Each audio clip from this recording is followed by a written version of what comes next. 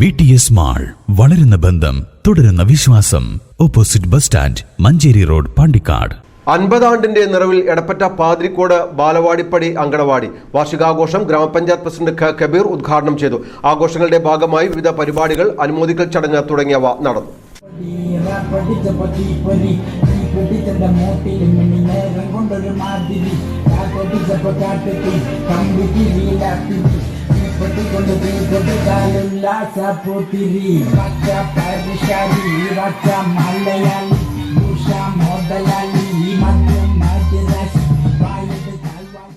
താളമേളങ്ങളോടെ നടന്ന ഘോഷയാത്രയോടെയാണ് ബാലവാടിപ്പടി അങ്കണവാടിയുടെ വാർഷികാഘോഷ പരിപാടികൾക്ക് തുടക്കമായത്.